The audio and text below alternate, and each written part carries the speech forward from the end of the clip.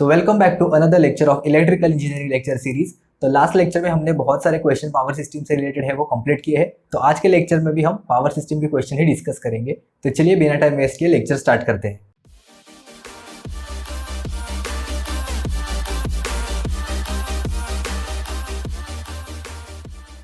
सो आज का first question है, if a bus test system contains 6 transmission lines and 1 transformer, how many non zero elements are there in the Y bus system. Okay, तो ये complete system में इन्होंने कहा है कि देयर आर 5 बसेस है जहाँ पे 6 ट्रांसमिशन लाइन है और एक ट्रांसफार्मर है।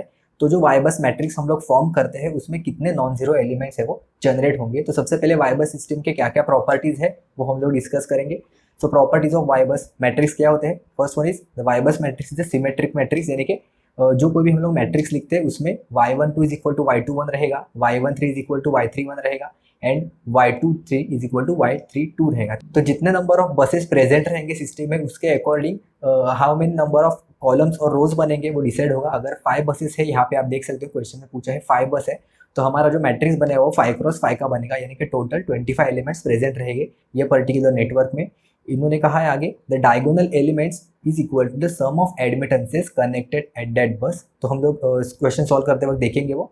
उसके बाद ऑफ डायगोनल एलिमेंट्स जो होते हैं वो क्या होता है, it is a negative of admittance connected between the 2 बस। अगर 2 बस के बीच में कोई भी एडमिटेंस है तो उसका हम लोग माइनस साइन के साथ एज इट इज उसको मैट्रिक्स में हम लोग लिख लेंगे। एडिशन ऑफ एनी रो और any column will give admittance of that बस विद रिस्पेक्ट टू ग्राउंड। तो ये हम लोग आगे डिस्कस करेंगे मैट्रिक्स लिखते वक्त। Then 1 transmission line always responsible for 2 non zero elements. तो ये जो स्टार्टिंग में फर्स्ट पॉइंट कहा है इसी से वो ये कह रहा है कि 1 transmission line always responsible for 2 non zero elements. तो कौन से नॉन जीरो एलिमेंट्स रहेंगे, मतलब अगर 1 और 2 बस के बीच में अगर एडमिटेंस कनेक्ट रहेगा, सिमिलरली हम लोग ऐसे भी कह सकते हैं कि वही एलिमेंट 2 बस नंबर 2 और बस नंबर 1 के बीच में कनेक्टेड रहेगा। इसलिए हमें जो दोनों एलिमेंट्स मिलते हैं वो हमेशा सेम मिलते हैं, इसलिए इसको हम सिमेट्रिक मैट्रिक्स कहते हैं। मतलब इसके जो ऑफ डायगोनल एलिमेंट्स रहेंगे वो हमेशा इक्वल रहेंगे।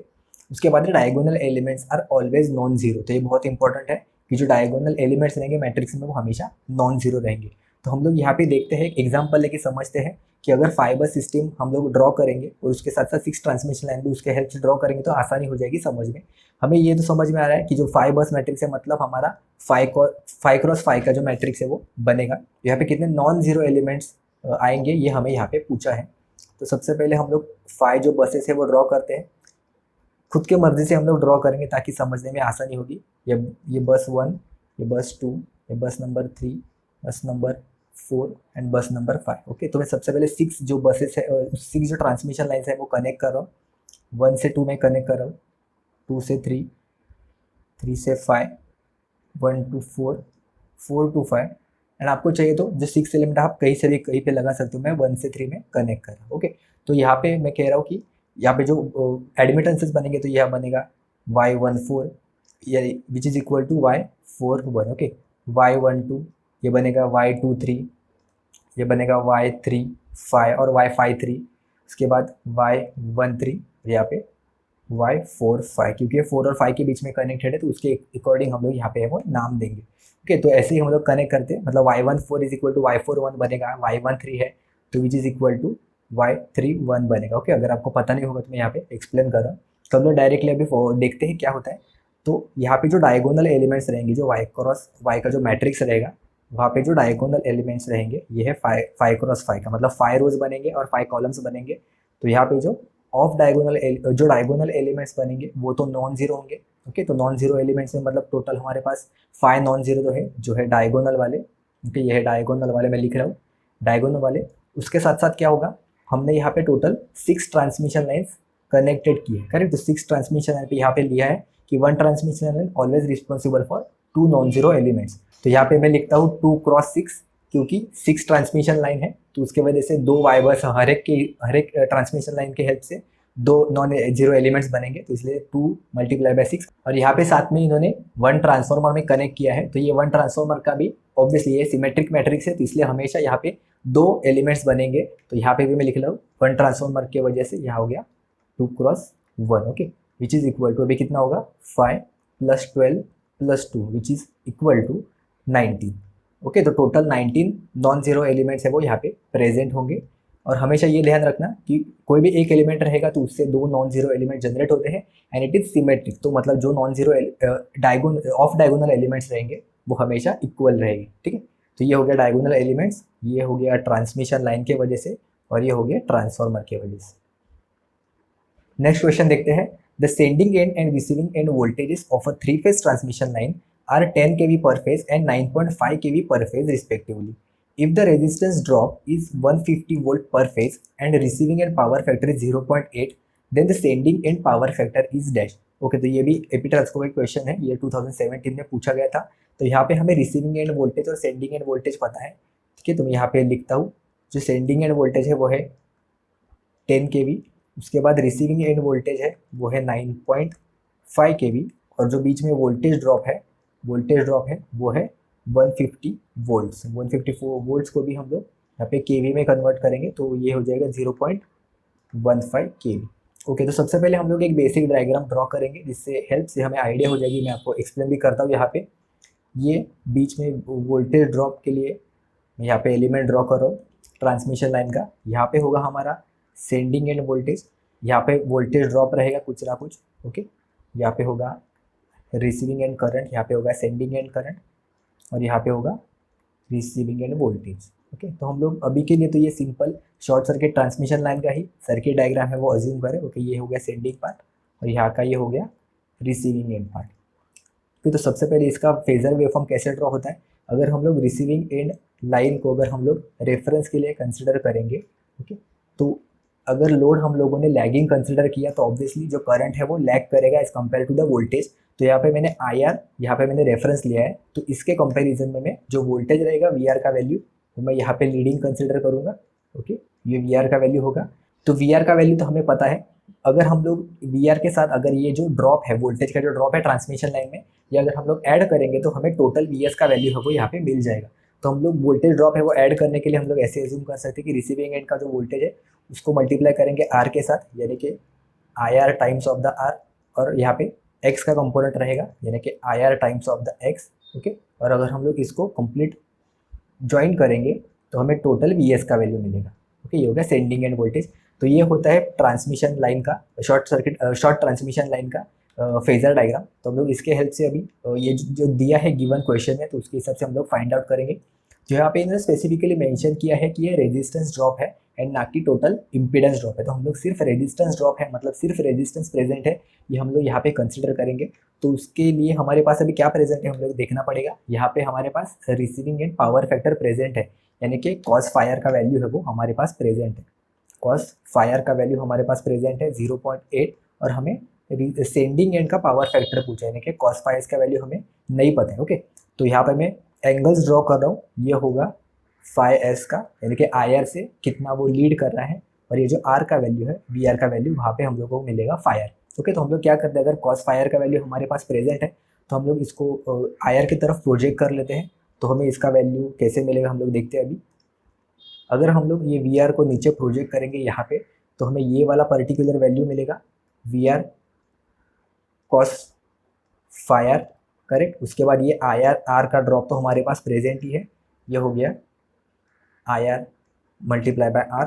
और अगर हम लोग ये VS को भी अगर हम लोग ये पर्टिकुलर लाइन पे प्रोजेक्ट करेंगे तो ये टोटल वैल्यू हमें मिलेगा VS कॉस फायर, ओके। तो हम लोग अगर ये कंप्लीट अज्यूम करेंगे तो ये हमें मिलेगा VS कॉस फायर। तो हम लोग ऐसे यहाँ पे लिख सकते हैं VS cos phi is equal to VR cos phi plus जो रेजिस्टेंस के अक्रॉस जो ड्रॉप हो रहा है वो, ठीक है। क्योंकि यहाँ पे इन्होंने X का वैल्यू मेंशन नहीं किया है तो हम लोग सिर्फ IR का वैल्यू ही कंसिडर करेंगे। तभी हम लोग डायरेक्टली यहाँ पे वैल्यू सब्स्टिट्यूट करने के बाद हमें आंसर मिल जाएगा। तो कॉस फाइव का वैल्यू क्या हो जाएगा, which is equal to VR का वैल्यू कितना है, VR का वैल्यू 9.5। मैं KV कंसिडर नहीं कर रहा हूँ क्योंकि सभी हम लोगों ने ऑलरेडी KV में कन्वर्ट किए हैं। तो डायरेक्टली मैं वैल्यू सब्स्टिट्यूट करूँगा। कॉस फायर का वैल्यू है 0.8 प्लस IRR का वैल्यू कितना है, यानी कि ये जो वोल्टेज ड्रॉप है वो है 0.15 एंड डिवाइडेड बाय अगर हम लोग VS को यहाँ पे डिनोमिनेटर में कन्वर्ट करें नीचे लेंगे तो हमें यहाँ पे डिनोमिनेटर में VS का वैल्यू मिलेगा which is equal to 10 kV। तो मैं यहाँ पे 10 kV लिख रहा हूँ, इज इक्वल टू 10, ओके। तो आपको यहाँ पे मिलेगा, अगर आप कैलकुलेट करोगे तो आपको यहाँ पे इसका वैल्यू मिलेगा 0.775। ये हो गया कॉस फाइव का वैल्यू। और हमें पता ही है कि हम लोगों ने यहाँ पे जो करंट है वो ऑलरेडी लैगिंग कंसिडर किया है, तो ये जो 0.775 बनेगा वो लैगिंग बनेगा। ये जो पावर फैक्टर है cos phi s का वो लैगिंग इन नेचर होगा, तो इसलिए यहाँ पे ऑप्शन बी है वो करेक्ट आंसर है, 0.775 लैगिंग। ओके, तो आपको अगर कुछ भी डाउट है तो आप हमें कमेंट से पूछ सकते हो। ये भी एपी ट्रांसको का ही क्वेश्चन था ईयर 2017 का। नेक्स्ट क्वेश्चन देखते हैं, the per unit synchronous reactance of a machine is 1.6 per unit, it's short circuit ratio is dash. तो ये डायरेक्टली फॉर्मूला है, बहुत सारे स्टूडेंट्स को पता ही होगा कि ये फॉर्मूला क्या होता है, short circuit ratio is equal to 1 divided by X per unit. Okay, synchronous reactance का पर यूनिट जो वैल्यू है वो which is inversely proportional to the SCR. तो अगर हम लोग 1 डिवाइडेड बाय 1.6 डायरेक्टली फॉर्मूला में सब्स्टिट्यूट करेंगे तो हमें मिल जाएगा 0.625।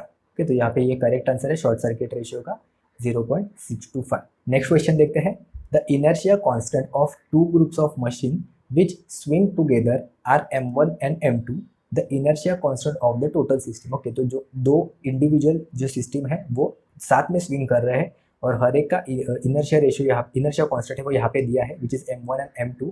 तो इन्होंने पूछा अगर दोनों साथ में स्विंग करेंगे तो टोटल ओवरऑल सिस्टम का इनर्शिया कांस्टेंट कितना बनेगा। तो यहाँ पे आप देख सकते हो ऑप्शन में M1 और M2 के फॉर्मेट में ही दिया है। तो अगर आपको पता होगा कि स्विंग टूगेदर, यहाँ पे स्पेसिफिकली बात हो रही है स्विंग इक्वेशन की, तो मैं यहाँ पे लिखता हूँ स्विंग इक्वेशन क्या होता है। तो स्विंग इक्वेशन अगर हम लोग सिर्फ सिंगल मशीन का कंसिडर करेंगे तो वो होता है, यहाँ पे मैं लिखता हूँ ये स्विंग इक्वेशन अगर हम लोग सिंगल मशीन के लिए कंसिडर करेंगे तो वो होता है M D square del divided by D T square which is equal to P M minus P E. Okay, यहाँ पे एम होता है वो होता है इनर्शिया कांस्टेंट, ये जो D square del upon D T square होता है वो होता है रोटर एक्सेलरेशन। यहाँ पे मेंशन नहीं कर रहा हूँ, आप अपने नोट्स में लिख लेना। पीएम होता है mechanical power input to the alternator अगर अल्टरनेटर रहा तो, और इलेक्ट्रिकल हुआ तो, और पीई होता है वो होता है electrical power coming out of the alternator और जनरेटर। ओके, तो ये पर्टिकुलर टर्म है यहाँ पे आप देख रहे हो, इसे हम लोग रोटर एक्सेलरेशन कहते हैं। मतलब अगर पीएम का वैल्यू पीई से ज़्यादा हुआ तो वहाँ पे जो रोटर एक्सेलरेशन होगा, अगर पीएम का वैल्यू पीई से कम होगा यानी कि मैकेनिकल पावर अगर ज़्यादा हुआ तो वहाँ पे ऑब्वियसली एक्सेलरेशन होगा। अगर मैकेनिकल पावर इलेक्ट्रिकल पावर से कम हुआ तो वहाँ पे डी एक्सेलरेशन होता है। और अगर नॉर्मल स्टेडी स्टेट पे वर्क कर रहा है तो दोनों का वैल्यू इक्वल होगा, मतलब वहाँ पे कोई भी एक्सेलरेशन या फिर डी एक्सेलरेशन नहीं होगा, वहाँ पे PM is equal to P होगा in case of steady state condition. Okay, ये हो गया सिंगल मशीन के लिए। तो यहाँ पे क्वेश्चन में पूछा कि अगर दो मशीन साथ में स्विंग कर रहे हैं तो वहाँ पे क्या होगा। तो इसके लिए दो कंडीशन होते हैं, एक होता है कोहेरेंट ऑपरेशन और दूसरा होता है non coherent operation. Coherent operation मतलब दोनों साथ में स्विंग कर रहे हैं, तो उसके रिलेटेड क्वेश्चन यहाँ पे पूछा है। तो मैं यहाँ पे एक डायग्राम है वो ड्रॉ करता हूँ तो आपको इजीली समझ में आ जाएगा। ये जनरेटर 1 है। ओके, ये पीछे प्राइम मूवर से कपल्ड है, इसका यहाँ पे इन्होंने दिया है M1, यहाँ पे दिया है इसका वैल्यू M2। ओके, और ये दोनों है वो साथ में स्विंग कर रहे हैं। ओके, तो हम लोग ये दोनों को हम लोग एक सिंगल सिस्टम से रिप्रेजेंट कर सकते हैं ताकि आसानी हो जाएगी कैलकुलेशन करते वक्त। तो इसलिए इसका जो टोटल ओवरऑल सिस्टम का M कितना होगा या फिर M इक्विवेलेंट का इन्होंने जो वैल्यू है वो यहाँ पे पूछा है। तो अगर इंडिविजुअल हम लोग ड्रॉ करेंगे तो फर्स्ट का स्विंग इक्वेशन कितना बनेगा, वो होगा M1 D square del 1 upon D T square. Okay, यहाँ पे डेल कोहेरेंट ऑपरेशन में क्या होता है, मतलब दोनों साथ में स्विंग कर रहे हैं तो वहाँ पे क्या होता है del 1 is equal to del 2 is equal to total del, मतलब दोनों का जो डेल है, डेल क्या होता है, डेल होता है रोटर एंगल। ओके, डेल होता है रोटर एंगल। तो अगर दोनों का डेल इक्वल है तो वहाँ पे वो साथ में स्विंग करेंगे, और अगर साथ में स्विंग नहीं करे तो वहाँ पे नॉन कोहेरेंट ऑपरेशन बोलेंगे जहाँ पे दोनों वैल्यू अनइक्वल रहेगा। तो यहाँ पे मैं लिखता हूँ PM1 माइनस PE1। जो दूसरे मशीन का इक्वेशन बनेगा वो होता है M2 T square del 2 divided by D T square which is equal to PM2 minus PE2। ये आप अपने नोट्स में भी लिख लेना, आपको बहुत काम में आएगा। और अगर हम लोग दोनों का साथ में कंसिडर करेंगे तो वो होता है M1 plus M2 into D square del upon D T square which is equal to PM1 plus PM2 minus P1 plus PE2। तो यहाँ पे आप देख सकते हो जो M इक्विवेलेंट का वैल्यू है वो होता है M1 प्लस M। ओके, तो यही हमारे यहाँ पे वैल्यू हमें मिल गए, ये है M इक्विवेलेंट का वैल्यू। तो यहाँ पे ऑप्शन सी है वो यहाँ पे करेक्ट आंसर है, M1 प्लस M2। तो ये स्विंग टूगेदर वाला यानी कि कोहेरेंट ऑपरेशन वाला हुआ। तो नॉन कोहेरेंट ऑपरेशन में क्या होता है, नॉन कोहेरेंट ऑपरेशन में D1 is not equal to D2। Okay, ये है नॉन कोहेरेंट ऑपरेशन, देखिए दोनों साथ स्विंग नहीं कर रहे, यहाँ पे होगा कोहेरेंट ऑपरेशन। कोहेरेंट ऑपरेशन, मतलब दोनों यहाँ पे साथ में स्विंग कर रहे हैं। तो नॉन कोहेरेंट ऑपरेशन में क्या होगा, अगर m इक्विवेलेंट का वैल्यू पूछा तो वो होता है m1 multiply by m2 divided by m1 plus m2। Okay, यहाँ पे मैं अलग से लिख रहा हूँ डिफरेंट इंक में।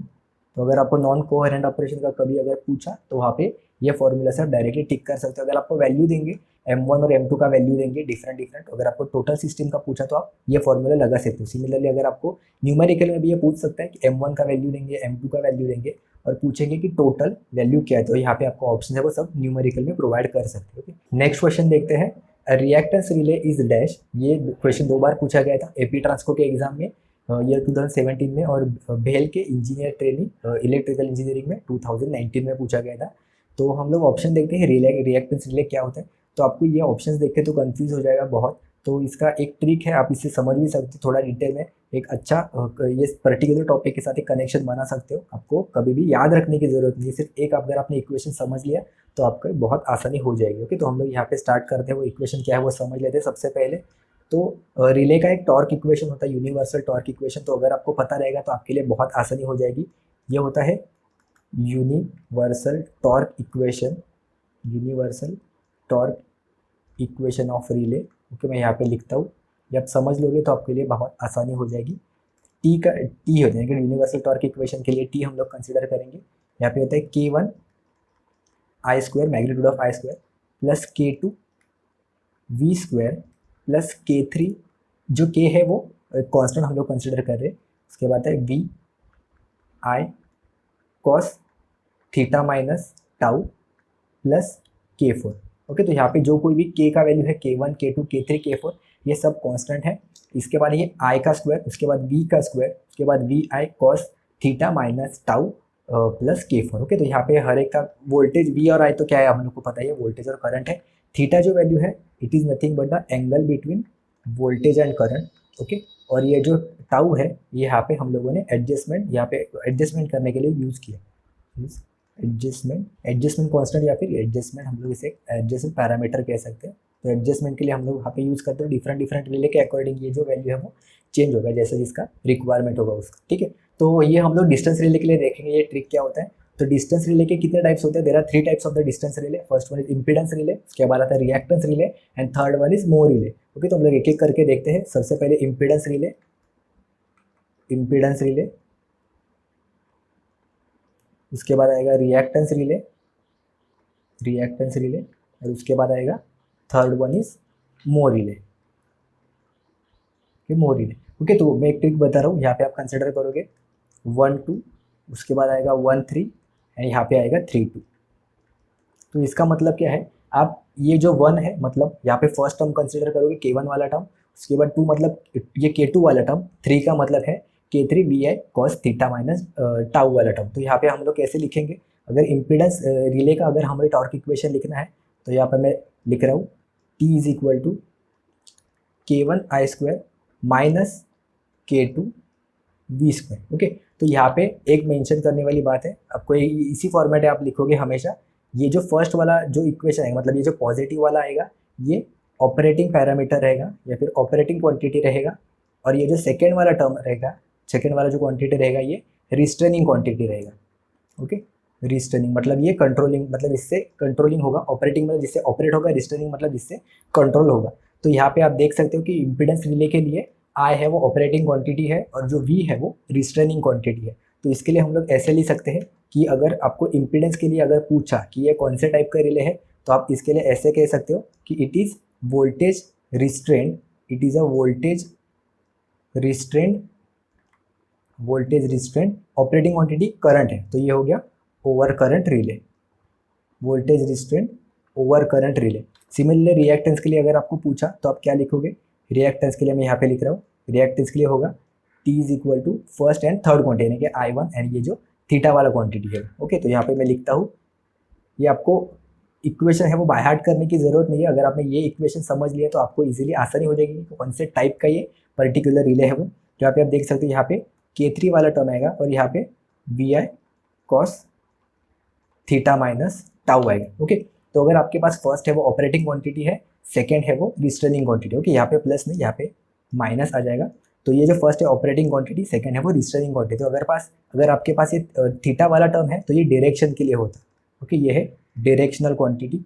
तो आप ऐसे लिख सकते हो, अगर आपको पूछा रिएक्टेंस रिले कौन सा है तो आप ये लिख सकते हो कि it is directional restraint, it is directional restraint, it is a directional restraint over current relay, correct, it is a directional restraint over current relay, correct answer है। और मोह रिले का क्या होगा, मोह रिले का क्या होगा ये आप हमें कमेंट्स में बताओगे। तो हमें यहाँ पे पूछा था रिएक्टेंस रिले का क्या है, तो यहाँ पे 1 और 3 यानी कि करंट और ये जो डायरेक्शन वाला क्वांटिटी है वो, तो यहाँ पे हम लोग रिस्ट्रेंट है वो डायरेक्शनल रिस्ट्रेंट है and it is over current relay, क्योंकि यहाँ पे करंट है वो ऑपरेटिंग क्वांटिटी है एंड जो डायरेक्शनल वाला टर्म है वो रिस्ट्रेनिंग क्वांटिटी है, so it is directional restraint over current relay. तो यहाँ पे कौन सा ऑप्शन है, ऑप्शन बी है directional restraint over current relay, okay. तो यहाँ पे ऑप्शन बी है वो करेक्ट आंसर हो जाएगा।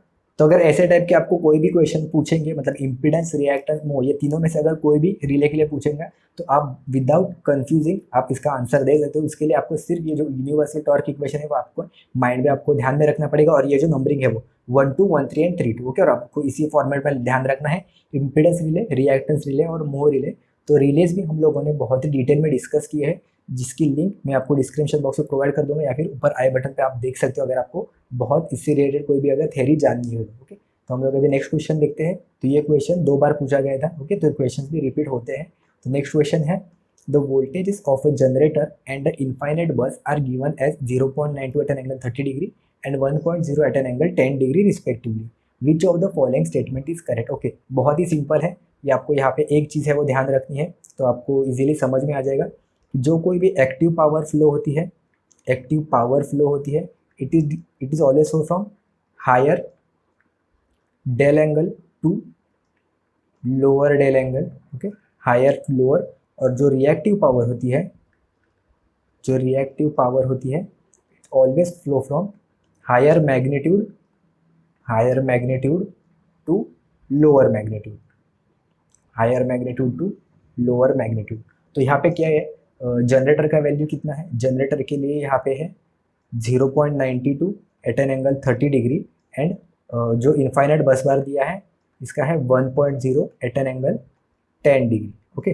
तो आप यहाँ पे देख सकते हो कि जो डेल का वैल्यू है, डेल कितना है, डेल का वैल्यू 30 से 10, मतलब जो हायर से हमेशा लोअर फ्लो होगा, तो जो एक्टिव पावर रहेगा वो हमेशा जनरेटर से इनफाइनाइट बस बार की तरफ ट्रेवल करेगा, और जो रिएक्टिव पावर का, मतलब रिएक्टिव पावर कहाँ से कहा जाएगा, हायर मैग्नीट्यूड से लोअर मैग्नीट्यूड, मतलब यहाँ से यहाँ पे जाएगा, ओके। तो यहाँ ये वाला वैल्यू है रिएक्टिव के लिए।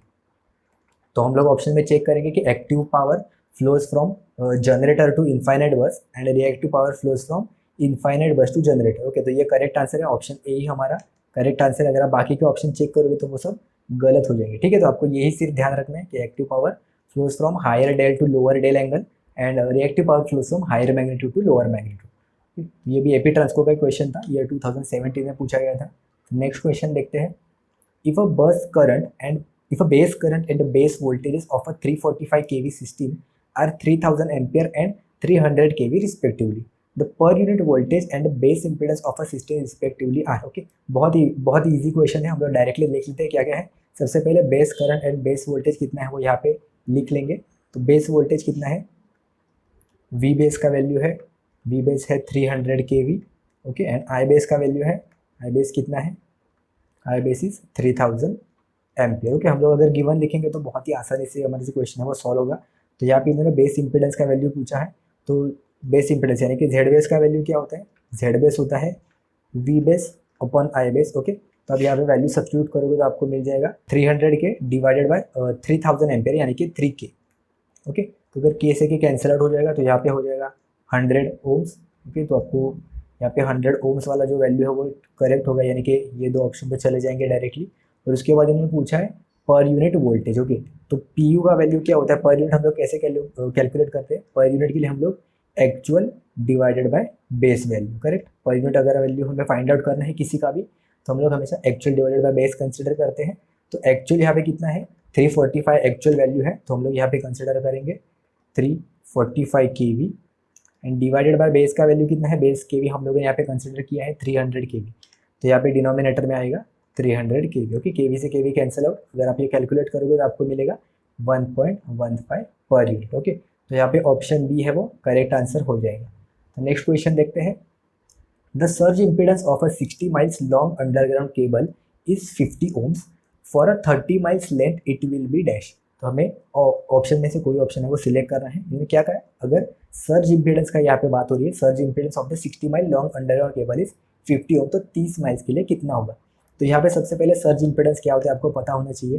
कैरेक्टरिस्टिक इम्पीडेंस या फिर सर्ज इम्पीडेंस हम लोग जिसे कहते हैं, तो कैरेक्टरिस्टिक इम्पीडेंस का जो रेशियो होता है वो होता है capital Z divided by capital Y, which is equal to, हम लोग ऐसे भी कह सकते हैं, R plus J omega L divided by G plus J omega C। Okay, तो ये होता है कैरेक्टरिस्टिक इम्पीडेंस। यहाँ पे मैं लिखता हूँ, ये होता है कैरेक्टरिस्टिक इम्पीडेंस। ओके, मतलब इसका मतलब क्या है, कैरेक्टरिस्टिक इम्पीडेंस मतलब ये जो वैल्यू है it depends upon the transmission line characteristic, यानी कि उसमें कितना आर है, कितना जी का वैल्यू प्रेजेंट है, एल और सी, या फिर उसके साथ ओमेगा का वैल्यू कितना है, यानी कि फ्रीक्वेंसी को कौन सी फ्रीक्वेंसी वो पावर है वो वहाँ से ट्रांसमिट हो रही है वो पर्टिकुलर ट्रांसमिशन लाइन में या फिर कोई भी अंडरग्राउंड केबल है। ओके, तो ये होगा द कैरेक्टरिस्टिक इम्पीडेंस। अगर यहाँ पे स्पेशल केस होते हैं कैरेक्टरिस्टिक इम्पीडेंस में, जहाँ पे लॉसलेस ट्रांसमिशन लाइन हम लोग कंसिडर करते हैं, वहाँ पे होता है R is equal to 0 and G is also equal to 0। तो यहाँ पे जो हमें ZC का वैल्यू मिलेगा which is equal to ZS, यानी कि which is equal to the surge impedance. Okay, तो यहीं पे इसी के बारे में यहाँ पे बात हो रही है, हम लोग एडिशनल डिस्कस कर रहे हैं। आपको पता होगा तो अच्छी बात है, अगर जिनको पता नहीं होगा तो वो देख सकते हैं। तो यहाँ पे हम लोग आर और जी का वैल्यू अगर हम लोगों ने सब्सटीट्यूट किया 0, तो हमें यहाँ पे मिलेगा J omega L divided bye J omega C। Okay, तो J ओमेगा कैंसिल आउट हो जाएगा, तो यहाँ पे हमें मिल जाएगा सर्ज इम्पीडेंस का वैल्यू होता है L बाय C। तो अगर आप यहाँ पे देखोगे कि ट्रांसमिशन लाइन का जो लेंथ है या फिर कोई भी अंडरग्राउंड केबल का जो लेंथ है वो यहाँ पे किधर भी मेंशन नहीं है, यहाँ पे सिर्फ L और C यानी कि इंडक्टर और कैपेसिटेंस का वैल्यू कितना है वही यहाँ पे मैटर कर रहा है। तो यहाँ पे कितना भी लेंथ हो केबल का वहाँ पे कुछ भी मैटर नहीं करेगा। तो इसलिए अगर 30 माइल्स का भी अगर हम लोग कंसिडर करेंगे या फिर 60 माइल्स का भी अगर हम लोग कंसिडर करेंगे, तो वहाँ पे जो केबल का जो रेजिस्टेंस रहेगा या फिर जो सर्ज इम्पीडेंस रहेगा, रेजिस्टेंस नहीं वहाँ पे सर्ज इम्पीडेंस रहेगा, वो 50 ओम्स ही रहेगा यहाँ पे। ओके, तो यहाँ पे ऑप्शन बी है वो करेक्ट आंसर है। ये बहुत ही इंपॉर्टेंट है कि it is independent of the transmission, it is independent of the length. Okay, यहाँ पे मैं चाहिए तो लिखता हूँ, it is independent of, is independent of length. क्या आप अपने नोट्स में भी लिख लेना कि अगर लेंथ कितना भी हो it doesn't matter, surge impedance का जो वैल्यू है depends upon L and C only. Okay, तो ये भी AP ट्रांसको का ही क्वेश्चन था ये 2017 में। नेक्स्ट क्वेश्चन देखते हैं। A suspension type insulator has two units with self capacitance C and a ground capacitance of 0.2 C. Each unit can withstand for a maximum voltage of 11 kV. Its string efficiency is dash. तो string efficiency भी हम लोगों ने अच्छे से discuss की है in detail में। आप चाहे तो वो वीडियो रेफर कर सकते हो, मैं वहाँ पे आई बटन पे आपको जो वीडियो है वो प्रोवाइड कर दूंगा।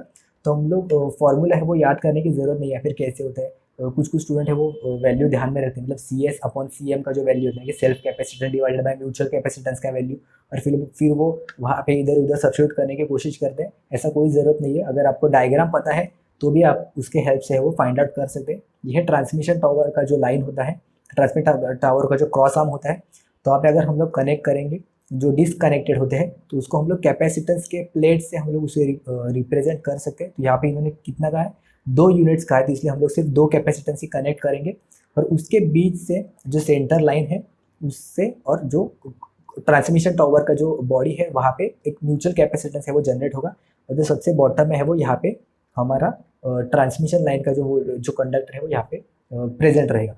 तो हम लोग इसको नेम देते हैं, कंसिडर करेंगे। यहाँ पे इसके अक्रॉस जो आएगा V1 आएगा, इसके अक्रॉस आएगा वोल्टेज होगा वो होगा V2। ओके, और ये जो बॉडी है वो हम लोग अर्थ से कनेक्ट करते हैं। ओके, तो यहाँ पे है वो पूरा जो बॉडी है वो सेम रहेगा जो ट्रांसमिशन टावर का जो रहेगा। यहाँ पे हम लोग वैल्यूज़ भी लिख लेते हैं। यहाँ पे जो सेल्फ कैपेसिटेंस है वो C है, यानी कि ये वाला वैल्यूज है वो C है, एंड जो ग्राउंड कैपेसिटेंस है यानी कि जो म्यूचुअल कैपेसिटेंस जिसे हम लोग कभी कभी कहते हैं, इसका वैल्यू यहाँ पे इन्होंने दिया है 0.2C। ओके, तो हम लोग यहाँ पे क्या करते हैं, करंट फ्लो करने की कोशिश करते हैं। यहाँ पे होगा I1 कंसिडर करते हैं। ओके, यहाँ पे हम लोग I2 कंसिडर करते हैं, और यहाँ पे फॉर टाइमिंग यहाँ पे हम लोग I3 है वो कंसिडर करेंगे। ओके, ये है V1 का वैल्यू, ठीक है। और हर एक इन्होंने कहा है हर एक जो डिस्क है वो मैक्सिमम 11 kV तक सस्टेन कर सकती है। तो यहाँ पे हम लोग कैसे कैसे फाइंड आउट कर सकते हैं, हम लोग केसीएल लगाएंगे डायरेक्टली ये पर्टिकुलर नोड पे। ये जो नोड है यहाँ पे हम लोग केसीएल लगाने की कोशिश करेंगे, तो ये हो जाएगा I1 is equal to I2 plus I3। Okay, तो हमें पता ही है कि I का वैल्यू क्या होता है, हम लोगों ने देखा ही था स्टार्टिंग के लेक्चर में। I होता है Q डिवाइडेड बाई T, या फिर हम लोग ऐसे भी कह सकते हैं I is equal to DQ upon DT, यानी कि हम लोग कह सकते हैं कि Q is directly proportional to the I। तो हम लोग क्या करेंगे, हम लोग यहाँ पे ऐसे लिख लेंगे Q1 is equal to Q2 plus Q3। Okay, हमें और एक फॉर्मूला भी पता है, Q is equal to CV का फॉर्मूला भी हमें पता है, चार्ज का होता है। Q होता है चार्ज होता है, C होता है वो होता है कैपेसिटेंस का value, and V is the voltage across that capacitor. तो हम लोग क्या करेंगे, Q को हम लोग रिप्रेजेंट करेंगे C1V1 is equal to Q2 होगा C2V2 प्लस Q3 होगा C3 एंड V3। ओके, जो 3 वाला टर्म है ये म्यूचुअल के लिए प्रेजेंट है। ओके, ये हम म्यूचुअल कैपेसिटेंस वाला है, यानी कि जो क्रॉस आर्म वाला, इसके लिए हम लोगों ने कंसिडर किया है। ओके, तो C1 का वैल्यू कितना है, यहाँ पे आप देख सकते हो V जो 1 वाला टर्म है वो मैं इसके बारे में बोल रहा हूँ, जो कंडक्टर के सबसे नज़दीक है। तो C1 का वैल्यू हम लोग C ही दिया है, तो यहाँ पे सब्स्टिट्यूट कर रहा हूँ CV1। उसके बाद C2 का वैल्यू हम लोगों ने, ये C2 है, इसका वैल्यू भी C ही कंसिडर किया है, तो ये होगा C times of the V2 plus C3 का वैल्यू कितना है, यहाँ पे देख सकते हो 0.2C, तो यहाँ पे लिख रहा हूँ 0.2C। एंड V3 का वैल्यू आप यहाँ पे देख सकते हो कि ये पॉइंट है वो दोनों कैपेसिटर के लिए कॉन्स्टेंट है, और ये यहाँ से ये दोनों कनेक्टेड है ऑलमोस्ट। ओके, तो मतलब आप कह सकते हो कि ये जो V2 का वैल्यू है ये डायरेक्टली ये दोनों कैपेसिटर के अक्रॉस आएगा, क्योंकि हम लोग इसे पैरेलल में भी है वो ऐसे अज्यूम कर सकते हैं, ये कैपेसिटर के अक्रॉस जितना वोल्टेज आएगा सेम वोल्टेज ये कैपेसिटर के अक्रॉस भी आएगा। ओके, तो यहाँ पे मैं V3 का value is nothing but the V2। Okay, यही वोल्टेज है, ये दोनों पैरेलल में है ऐसे हम लोग अज्यूम करते हैं, क्योंकि यहाँ पे एक नोड यहाँ पे कॉमन है और ये भी जो बॉडी है वो भी कॉमन है इन दोनों के बीच में, तो इसलिए हम लोग ऐसे कह सकते हैं कि ये दोनों पैरेलल में कनेक्टेड है, तो पैरेलल में जो वोल्टेज है वो भी सेम आ जाएगा। ओके, तो यहाँ पे जो C का वैल्यू है वो हम लोग कैंसिल आउट कर सकते हैं, C का वैल्यू यहाँ पे कैंसिल आउट हो जाएगा, ये होगा V1 is equal to 1.2 times of the V2। Okay, तो हमें यहाँ पे जो रिलेशन है वो मिल गया है, V1 is equal to 1.2 times of the V2। तो स्ट्रिंग एफिशिएंसी का फॉर्मूला क्या होता है, स्ट्रिंग एफिशिएंसी में वोल्टेज अक्रॉस कंप्लीट स्ट्रिंग होता है, वोल्टेज अक्रॉस स्ट्रिंग, यानी कि जितने नंबर ऑफ स्ट्रिंग्स है उसके अक्रॉस जितने भी वोल्टेज है उसका हम लोग एडिशन करते हैं, डिवाइडेड बाय नंबर ऑफ जितने डिस्क है, multiply by voltage of disc near to the conductor, voltage near the conductor. Okay, मैं डायरेक्टली यहाँ पे लिख रहा हूँ voltage across the disc near the conductor. तो वोल्टेज अक्रॉस द स्ट्रिंग कितना आएगा, इसका वैल्यू होगा V1 plus V2 divided by n, कितने नंबर ऑफ डिस्क है 2, एंड मल्टीप्लाई बाय जो कोई भी कंडक्टर के अक्रॉस जो डिस्क है उसके अक्रॉस कितना वोल्टेज आएगा। तो हम लोगों ने ये कंडक्टर है तो इसके नज़दीक में जो कोई भी वोल्टेज है यहाँ पे होगा V1 का वैल्यू। ओके, तो हम लोग यही कंसिडर करेंगे मल्टीप्लाई बाय V1, तो यहाँ पे हम लोग वैल्यू सब्स्टिट्यूट करेंगे, V1 का वैल्यू सब्स्टिट्यूट करेंगे, हो जाएगा 1.2 V2 plus V2 divided bye 2 times of the 1.2 V2। Okay, तो यहाँ पे हमें वैल्यू मिल जाएगा which is nothing but 1.2 times of 1.2 plus V2 ना, तो ये हो जाएगा 2.2 V2 divided bye 2.4 V2। Okay, तो V2 से V2 कैंसिल आउट हो जाएगा, इसका अगर आप वैल्यू फाइंड आउट करोगे तो आपको मिलेगा 0.9166। ओके, तो यहाँ पे इसको अगर आप मल्टीप्लाई करोगे 100 से, परसेंटेज में पूछा है तो इसलिए यहाँ पे ऑप्शन डी है वो करेक्ट आंसर हो जाएगा 91.6%। ओके, आई होप आपको ये क्लियर हुआ होगा। अगर आपको जानना है इससे रिलेटेड थ्योरी तो वो वीडियो है वो रेफर कर देना। तो फॉर्मूला यहाँ पे रटने की कोई जरूरत नहीं है, आपको सिर्फ ये स्ट्रिंग एफिशिएंसी का जो फॉर्मूला है वो आपको पता होना चाहिए कि क्या होता है, वो voltage across complete string divided by कितने नंबर ऑफ डिस्क है। अगर यहाँ पे 2 डिस्क है इसलिए हम लोगों ने यहाँ पे 2 कंसिडर किया है, यहाँ पे अगर 3 या 4 डिस्क होंगे तो उसके हिसाब से यहाँ पे 3 या 4 यहाँ पे रिप्लेस होगा। और voltage near to the conduct, voltage across the disc near to the conductor, तो इसके नज़दीक ये वाला डिस्क है तो इसलिए इसके अक्रॉस वोल्टेज हम लोगों ने V1 कंसिडर किया था, तो यहाँ पे हम लोगों ने V1 यहाँ पे सब्स्टिट्यूट किया। तो अगर आपको कुछ भी यहाँ पे नहीं समझ में आया, डाउट है, आप हमें टेलीग्राम पे मैसेज कर सकते हो या फिर नीचे कमेंट्स में भी आप हमें पूछ सकते हो। नेक्स्ट क्वेश्चन देखते हैं। 400 kVA 11 kV by 132 kV delta to star connected 3-phase transformer has reactance X1 is equal to 0.12 per unit. The actual value of X1 referred to the low voltage side is. Okay, तो X1 यानी कि suffix यहाँ पे 1 है, मतलब ये usually लो side के ये तरफ ही होगा, यानी कि प्राइमरी साइड की तरफ। और आप यहाँ पे देख सकते हो कि प्राइमरी ही यहाँ पे लो वोल्टेज है, मतलब 11 kV साइड पे ही कितना वोल्टेज होगा इन्होंने पूछा, हमें अपोजिट साइड पे लेने की कोई ज़रूरत नहीं है। तो यहाँ पे क्या पूछा है, actual value of the X1। तो एक्चुअल क्या होता है, फॉर्मूला क्या होता है, PU is equal to per unit value, मतलब X पर यूनिट वैल्यू होगा यहाँ पे X actual divided by X base का वैल्यू। ओके, तो हमें एक्चुअल वैल्यू फाइंड आउट करना है, एक्स पर यूनिट का वैल्यू है तो उसके लिए हमें सबसे पहले एक्स बेस का वैल्यू है वो फाइंड आउट करना पड़ेगा। एक्स बेस या फिर जो इम्पीडेंस बेस है हम लोग उसे कह सकते हैं। तो एक्स बेस का फॉर्मूला क्या होगा, एक्स बेस या फिर इम्पीडेंस, क्योंकि यहाँ पे रेजिस्टेंस के बारे में बात नहीं हो रही है, तो जेड बेस और एक्स बेस यहाँ पे इक्वल ही होगा। तो एक्स बेस कितना होगा, तो ये होगा वी। हम लोग ऐसे एज्यूम कर सकते हैं जो रेजिस्टेंस का वैल्यू क्या होता है, अगर आपको पता नहीं है फॉर्मूला इससे कैसे फाइंड आउट करें तो आप ऐसे भी स्टेप बाय स्टेप जा सकते हैं। बेसिकली इंपेडेंस का वैल्यू क्या था, इंपेडेंस होता है वी बाय आई। ओके, तो हम लोग सबसे पहले वी बाय आई कंसिडर करेंगे। अभी हमारे पास प्रेजेंट क्या है, के वी है और वोल्टेज प्रेजेंट है, तो हम लोग क्या करेंगे, इसको ऊपर भी वोल्टेज से मल्टीप्लाई करेंगे और यहाँ पे नीचे भी वोल्टेज से मल्टीप्लाई करेंगे। ओके, क्योंकि मतलब वैल्यू तो सेम ही होगा, वोल्टेज वोल्टेज कैंसिल आउट हुआ, फिर भी ये जो बेस का वैल्यू हो वी अपॉन आई ही बनेगा यहाँ पे, मतलब इंपेडेंस का वैल्यू। करेक्ट, तो हम लोग यहाँ पे ऐसे लिख सकते हैं कि वी होगा, ये होगा V square divided by V into I क्या होता है, ये होगा वी ए। तो हम लोग यहाँ पे ऐसे लिख सकते हैं कि K V square divided by M V A. Okay, क्योंकि के मतलब के का स्क्वायर टाइम्स होगा मतलब 10 टू द पावर 6 और m तो ऑलरेडी 10 टू द पावर 6 है, इसलिए यहाँ पे ऊपर हम लोगों ने k लिया है और नीचे यहाँ पे m लिया है। ओके, तो आपको डाउट नहीं होना चाहिए कि ऊपर k क्यों लिया, ऊपर भी k लिया तो नीचे भी k रहना चाहिए, ऐसा नहीं है। उसका स्क्वायर टाइम्स हम लोग ले रहे हैं इसलिए ऊपर k कंसिडर करेंगे, मतलब 10 टू द पावर 3 और नीचे m कंसिडर कर रहे हैं क्योंकि 10 to the power 6। Okay, 10 to the power 3 का square which is nothing but 10 to the power 6। Okay, तो हम लोग डायरेक्टली वैल्यू सब्स्टिट्यूट करेंगे। हमें यहाँ पे कौन सी जगह पे पूछा है, लो वोल्टेज साइड का, तो इसलिए जो केवीए वोल्टेज केवीए जो रेटिंग रहेंगे वो हम लोग लो वोल्टेज साइड की लेंगे, यानी कि 11 केवी। तो मैं यहाँ पे सब्स्टिट्यूट करो, केवी कितना है 11,000। मैं डायरेक्टली वैल्यू सब्स्टिट्यूट कर रहा था ताकि कंफ्यूजन ना हो, मतलब 11,000 का स्क्वायर डिवाइडेड बाय ये कितना है 4,000 केवी, यानी कि 4,000 मल्टीप्लाई 10 टू द पावर 3। आप ऐसे भी लिख सकते हो 11 स्क्वायर डिवाइडेड बाय MVA का वैल्यू है ना, यानी कि 4 MVA यहाँ पे हो जाएगा। ओके, तो 11 स्क्वायर डिवाइडेड बाय 4, तो इसका वैल्यू हो जाएगा 30.25। ओके, तो हम लोग डायरेक्टली वैल्यू सब्स्टिट्यूट करेंगे। एक्स एक्चुअल क्या हो जाएगा, X actual is equal to X per unit multiply by X base. X per unit multiply by X base. X per unit का वैल्यू कितना है 0.12 and multiply by X base का value है 30.25। तो अगर आप कैलकुलेट करोगे तो आपको मिल जाएगा 3.63 ओम्स। तो यहाँ पे ऑप्शन बी है वो करेक्ट आंसर है। ये भी एपी ट्रांसको का क्वेश्चन था, ईयर 2017 में पूछा गया था, बहुत ईजी क्वेश्चन था। नेक्स्ट क्वेश्चन देखते हैं, a shunt fault is characterise by dash. तो ये थ्योरी क्वेश्चन है, बहुत आप कॉमन सेंस से भी इसका आंसर कर सकते हैं। तो हम लोग देखते हैं क्या होता है। So shunt faults are characterise by the increase in current and decrease in the voltage and frequency. Okay, तो शंट में क्या होता है, आप नॉर्मल कॉमन सेंस लगा सकते हैं अगर आपको नेटवर्क भी पता है। तो अगर शंट मतलब अगर सभी रेजिस्टेंस है वो पैरेलल में कनेक्टेड है, ओके, तो उसके अक्रॉस हर एक के अक्रॉस कुछ ना कुछ करंट फ्लो होगा। ये होगा I1, ये होगा I2, ये होगा I3। ओके, और इसके अक्रॉस होगा V। तो V का वैल्यू कम होता है, यहाँ पे जो करंट है उसका वैल्यू ज़्यादा होता है। हम लोगों ने एक रेजिस्टर वाला भी जो क्वेश्चन है वो हम लोगों ने डिस्कस किया है नेटवर्क थ्योरी के लेक्चर में, फर्स्ट या सेकंड लेक्चर में भी याद नहीं, लेकिन इसी सीरीज में हम लोगों ने कवर किया है। तो वहाँ पे भी 100 रेजिस्टर सीरीज में कनेक्टेड थे और पैरेलल में कनेक्टेड थे। तो वहाँ पे आप देख सकते हो कि करंट का वैल्यू कितना था और वोल्टेज का वैल्यू कितना था। क्योंकि अगर आपको पता भी होगा कि शंट में करंट हमेशा ज़्यादा होता है as compare to the voltage, और सीरीज में वोल्टेज हमेशा ज़्यादा होता है as compare to the current. तो आप इससे भी फाइंड आउट कर सकते हो।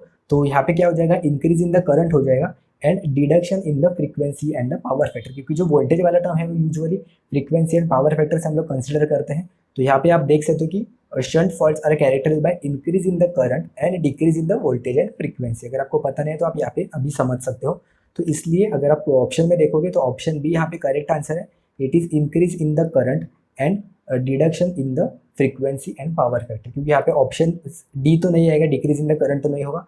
ऑप्शन ए में increase in the frequency and current. Okay, तो फ्रीक्वेंसी यहाँ पे इंक्रीज नहीं होगी, फ्रीक्वेंसी है वो डिक्रीज हो जाएगी एंड पावर फैक्टर भी सिमिलरली ऑप्शन सी भी यहाँ पे रॉन्ग आंसर हो जाएगा। तो ये भी एपी ट्रांसफर का क्वेश्चन था, ईयर 2017 में पूछा गया था। तो नेक्स्ट क्वेश्चन देखते हैं, which type of the following is an example of the impulse turbine. Okay, तो ये KPTCA का क्वेश्चन था, ईयर 2017 में पूछा गया था। यहाँ पे आपको 3 ऑप्शन दिए हैं और फोर्थ ऑप्शन है ऑल ऑफ द अबव। तो इसमें कौन सा इम्पल्स टर्बाइन होता है, तो सबसे हम लोग इलेक्ट्रिकल में हम लोग अगर आपने देखा भी होगा तो मैक्सिमम क्वेश्चन है वो ये पर्टिकुलर 3 टर्बाइन से ही पूछे जाते हैं, Kaplan, Francis and Pelton. Okay, तो अगर आप इसी फैशन में ध्यान रखोगे तो आपके लिए अच्छा होगा।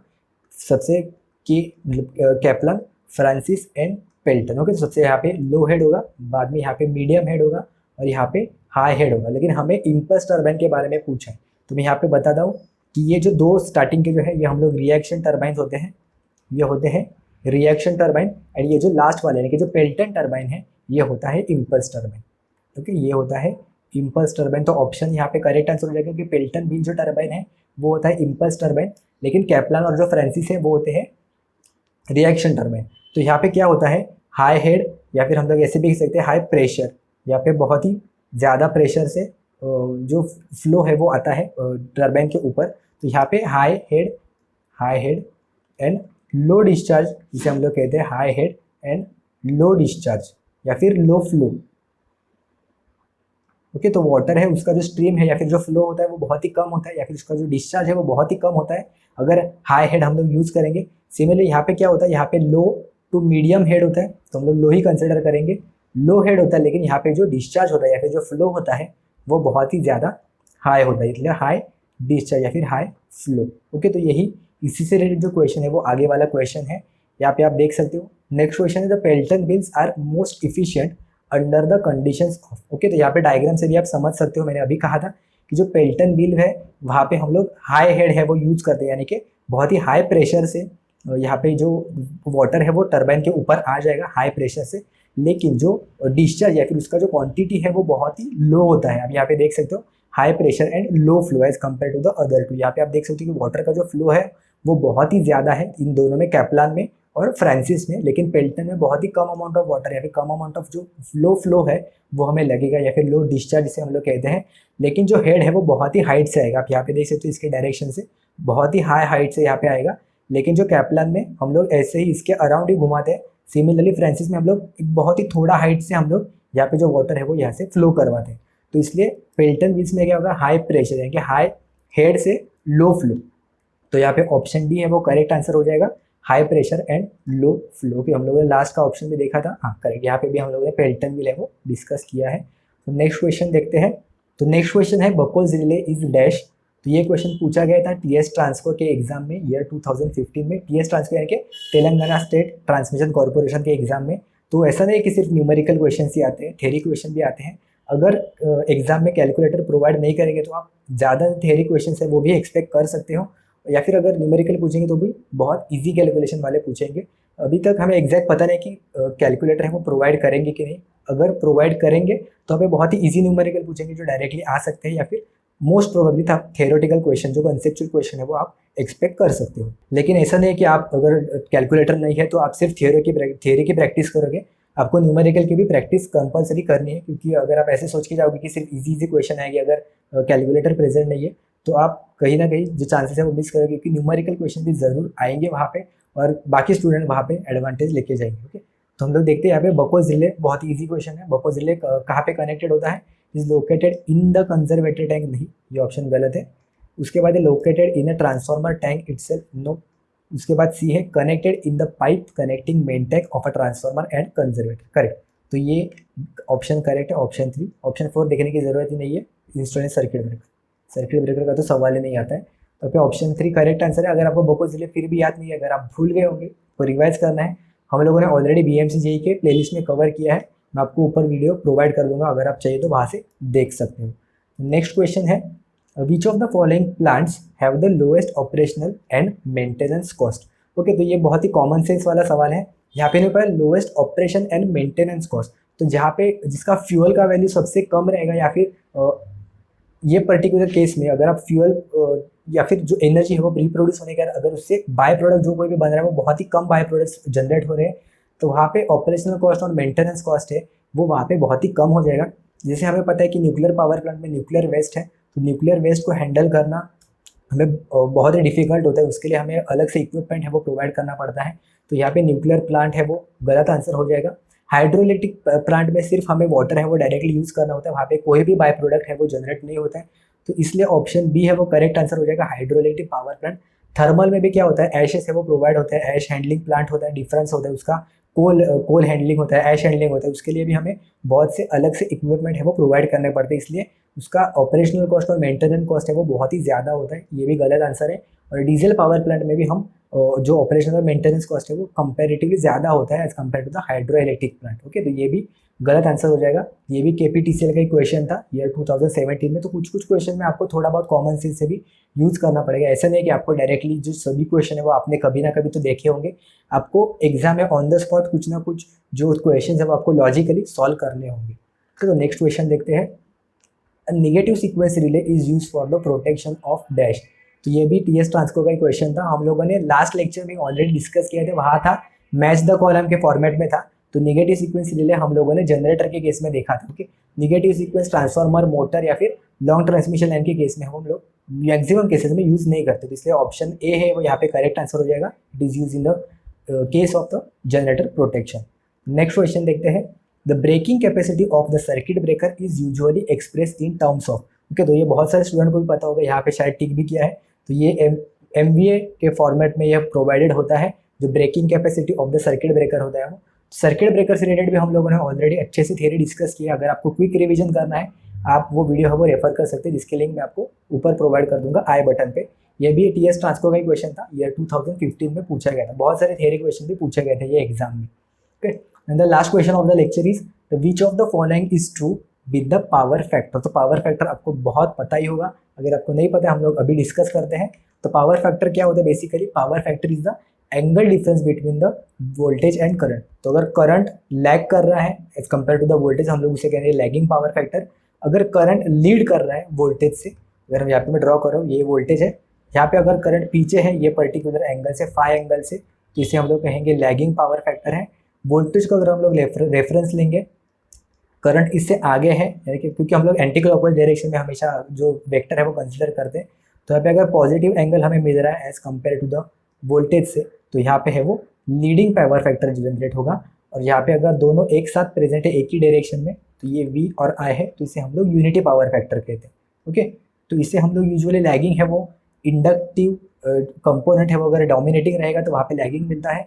कैपेसिटिव कंपोनेंट अगर डोमिनेटिंग है तो वहाँ पे हमें लीडिंग मिलता है। और अगर resistive component pure resistive circuit है तो वहाँ पे हमें यूनिटी पावर फैक्टर मिलता है। तो पावर फैक्टर हम लोग तीन चीज़ों से डिफाइन कर सकते हैं। फर्स्ट वन इज यही होता है कि कॉस फाई का एंगल अगर हमें पता है तो हमें कॉस उसका कंपोनेंट लेंगे तो हमें पावर फैक्टर का वैल्यू मिलेगा। दूसरा होता है रेजिस्टेंस डिवाइडेड बाय इम्पीडेंस। अगर आपको इसका भी वैल्यू पता है, ये भी इक्वल टू होता है पावर फैक्टर। अगर आप वो R और Z के टर्म्स में दिया है तो भी आप फाइंड आउट कर सकते हैं।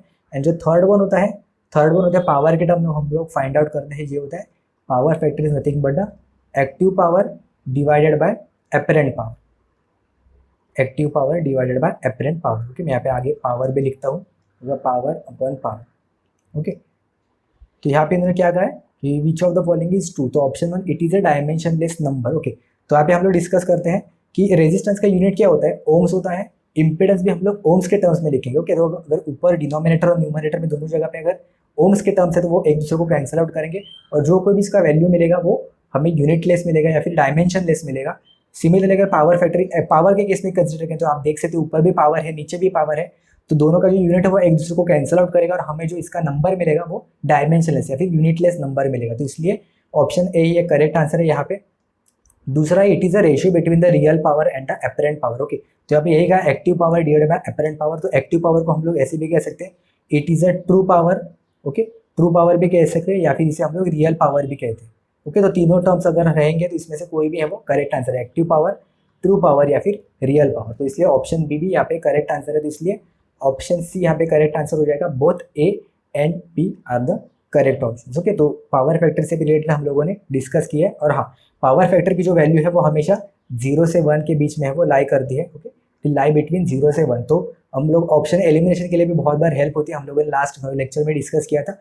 वहाँ पे जो पावर फैक्टर का जो वैल्यू था वो 1 से ज़्यादा प्रोवाइडेड किया था, तो इसलिए हम लोग डायरेक्टली ऑप्शन एलिमिनेशन के थ्रू भी जा सकते हैं। अगर आपको पता रहेगा जो पावर फैक्टर का जो रेंज होता है वो लाइज बिटवीन 0 से 1, तो या तो वो लीडिंग की तरफ जाएगा या फिर लैगिंग की तरफ जाएगा। अगर 1 रहा इसका मतलब है वो यूनिटी पावर फैक्टर। ओके, तो यहाँ पे जो कॉस फाई का वैल्यू है वो हमेशा हमें 1 मिलता है, और लैगिंग और लीडिंग के केस में जो पावर फैक्टर है वो हमेशा हमें लेस देन 1 मिलता है। Okay, power factor is always less than 1 for lagging and leading condition. तो आई होप आपको ये सारे क्वेश्चंस क्लियर हो गए होंगे।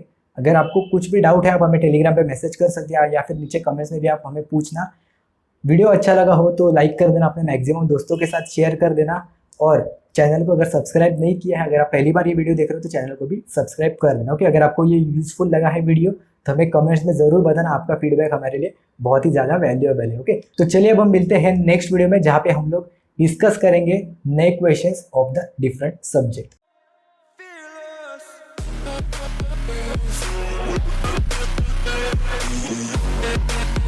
Fearless.